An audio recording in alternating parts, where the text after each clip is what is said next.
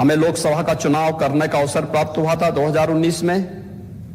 7 चरणों में चुनाव हुए थे, कहीं हिंसा नहीं हुई। 2021 में पंचायत चुनाव संपन्न हुए थे, 8 लाख से अधिक प्रतिनिधि चुने गए, शांतिपूर्ण तरीके से चुनाव हुए। 2022 में शांतिपूर्ण तरीके से विधानसभा के चुनाव भी संपन्न हुए, कोई आरोप प्रत्यारोप नहीं। चुनाव में हर दल अपनी बात को रख सकता था, कह रहा था, लेकिन चुनाव शांतिपूर्ण तरीके से हुए। लेकिन यहां पर चुनाव के दौरान समाजवादी पार्टी का समर्थन करने के लिए वेस्ट बंगाल से भी एक दीदी आई थी। और क्या स्थिति थी बंगाल में विधानसभा चुनाव के बाद? जो टोटल इंसिडेंट हुए थे वहां पर, पोस्ट पोल वायलेंस, 12,000 घटनाएं घटित हुई थी।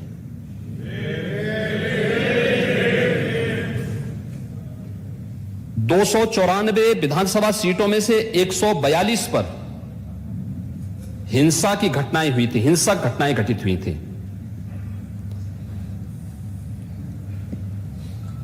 और यही नहीं, 25,000 बूथ प्रभावित हुए थे। भारतीय जनता पार्टी के 10,000 से अधिक कार्यकर्ता शेल्टर होम में जाने के लिए मजबूर हुए थे। 57 कार्यकर्ताओं की निर्मम हत्या हुई थी। 123 से अधिक महिलाओं के साथ अमानवीय अत्याचार हुआ था और 7,000 से अधिक कंप्लेंट भी रजिस्टर्ड हुई थी। ये स्थिति थी वहां की।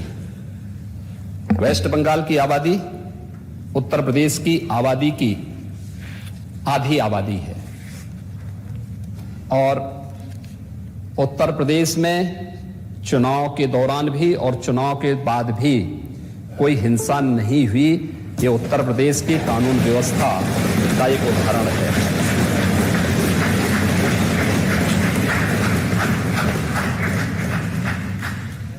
लेकिन क्या यहां पर भारतीय जनता पार्टी की अगर सरकार नहीं होती तो तब भी क्या ऐसे ही रहता? नहीं होता, क्योंकि हम लोगों ने, हमें हमारा नेतृत्व एक ही बात के लिए हमेशा आगाह करता है कि मिशन हमारा केवल सत्ता प्राप्त करना नहीं, हमारा मिशन देश होना चाहिए। देश के हित के लिए कार्य करना है। और देश के लिए, हित के लिए कार्य करने के लिए भारत ने संसदीय लोकतंत्र को अपनाया है, तो संसदीय लोकतंत्र की भावनाओं का सम्मान भी हमें करना होगा।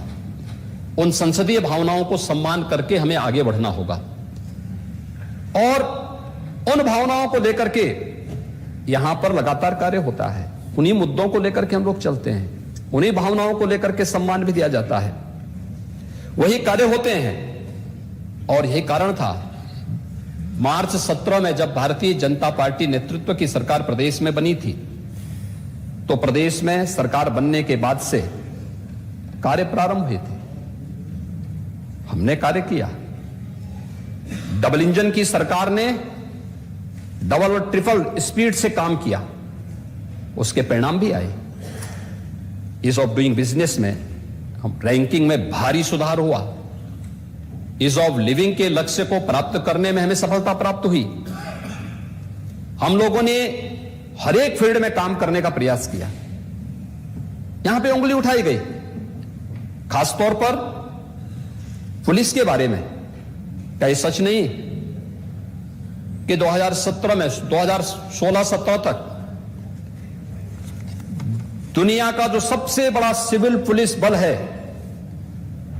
उसमें 1.5 लाख से अधिक पुलिस के विभिन्न पदों के स्थान खाली पड़े हुए थे और वे सभी खाली पड़े हुए थे। हम लोगों ने पुलिस की भर्ती की प्रक्रिया को पारदर्शी तरीके से संपन्न किया। बल्कि उसके बाद भी, क्योंकि जिन लोगों की भर्ती पहले हुई होगी वे रिटायर भी हुए होंगे, अब तक 1,54,000 पुलिस की भर्ती की प्रक्रिया को पारदर्शी तरीके से संपन्न किया गया, जिसपे पहले सुप्रीम कोर्ट ने रोक लगाई थी। उत्तर प्रदेश में 2017 से लेकर के जब भारतीय जनता पार्टी नेतृत्व की सरकार आई, तो उस प्रक्रिया को हम लोगों ने शांतिपूर्ण तरीके से, पूरी स्वच्छता और पारदर्शी तरीके से संपन्न किया। 1,54,000 से अधिक पुलिस की भर्ती को संपन्न भी किया, और भर्ती को संपन्न करने के बाद वहां पर ट्रेनिंग की क्षमता को हम लोगों ने तिगुनी किया है। जो पुलिस भर्ती में केवल भर्ती नहीं होना है, भर्ती होने वाले रिक्रूट हैं उनकी ट्रेनिंग को भी उसी क्षमता के साथ आगे बढ़ाना था। 3 गुनी क्षमता की गई। पैरामिलिट्री और मिलिट्री के ट्रेनिंग सेंटर भी लिए गए, और ट्रेनिंग सेंटर में फिर इस कार्यक्रम को आगे बढ़ाने का काम किया गया। व्यापक रिफॉर्म किए गए। पहली बार प्रदेश में 4 पुलिस कमिश्नरेट बने हैं। उत्तर प्रदेश के अंदर एसडीआरएफ का गठन हुआ, एसएसएफ का गठन हुआ, स्पेशल सिक्योरिटी फोर्स, उसका गठन किया गया। उत्तर प्रदेश ने मात्र 2 साइबर थाने थे, हर एक रेंज में एक साइबर थाने का गठन हुआ। सेफ सिटी के अंतर्गत सभी स्थानों पर जितनी भी हमारे बड़े शहर हैं, 17 नगर निगम हैं, इन सभी 17 नगर निगमों को आईपीएमएस के साथ जोड़ते हुए सेफ सिटी की कार्रवाई को आगे बढ़ाने का कार्य हुआ। और लखनऊ में उत्तर प्रदेश फॉरेंसिक इंस्टीट्यूट की स्थापना की कार्रवाई को भी हम लोगों ने आगे बढ़ाया। उत्तर प्रदेश के अंदर कानून व्यवस्था की स्थिति को बेहतर बनाने के लिए कभी पीएसी बल की बड़ी भूमिका होती थी। एक साजिश के तहत 54 कंपनियां समाप्त कर दी गई, उसका गठन ही नहीं होने दिया। पीएसी होती तो क्या मुजफ्फरनगर में महीनों महीनों तक कर्फ्यू रहता? पीएसी होती क्या बरेली में कर्फ्यू रहता? लेकिन पीएसी की यूनिट जितनी कंपनियां थी उनको एक एक करके बंद किया जा रहा था।